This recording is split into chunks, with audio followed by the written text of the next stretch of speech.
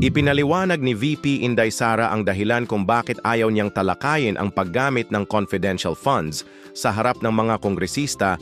Naglabas din ng maaanghang na pahayag si Vice President Inday Sara Duterte laban kay House Speaker Martin Romualdez at sa Tingog Party List.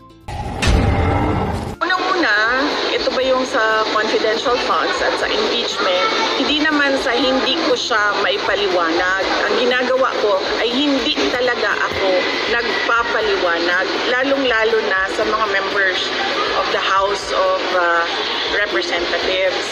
Dahil, bigyan ko kayo ng example, no? Ang may-ari ng Tingog Party List ay si Martin Romualdez. Sinabi niya yan sa akin noon na siya ang may-ari ng Tingog Party List. At ano ang pwede nating sabihin na mag-substantiate, no, na totoo siya ang may-ari ng Tingog Party List, ay yung first nominee nila ay asawa niya. So, ibig sabihin, yung second nominee nila na si Jude Asidre, na gusto niyang sumagot ako sa kanya patungkol sa confidential funds, ay pagmamay-ari ni Martin Romualdez. Kasi second seat siya ng Tingog Party List.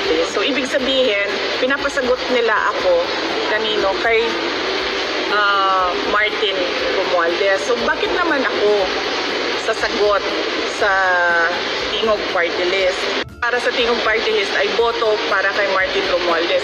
Isipin nyo, 3 na yung seats niya sa House of Representatives. Yung distrito niya sa Tacloban, yung 2 upuan niya sa Tingog Party List. Yung upuan ng asawa niya, yung seat ng asawa niya, yung seat ni Asidre. Kasi distrito lang si Martin Romualdez sa Tacloban, di ba? Wala siyang personality na kumuha ng budget para sa buong bansa. Kasi distrito lang yung sa kanya eh. So ang ginawa niya, gumawa siya ng party list. Ang party list, pwede yan sa buong bansa. Kahit saan. Doon pumapasok yung pondo, yung pera sa party list niya.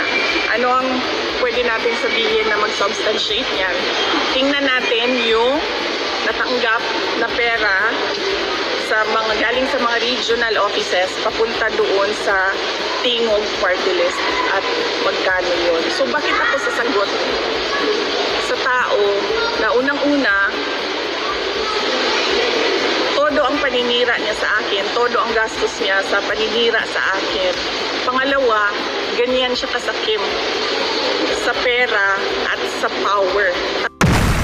Sa ibang balita, Pangulong Bongbong Marcos, ibinaba na sa 20 per kilo ang bigas at sisimulan daw yan sa parteng Visayas at buwelta naman ng mga solid supporters ni dating Pangulong Duterte. Masyadong desperado na de umano ang alyansa ni Bongbong Marcos. Kung kailan daw kasi malapit na ang eleksyon, saka raw ito gagawa ng ganitong eksena na 3 taon na umano ito nakaluklok sa Malacanang. Ano po ang inyong reaction dyan mga kababayan sa bigas na 20 per kilo ni Bongbong Marcos?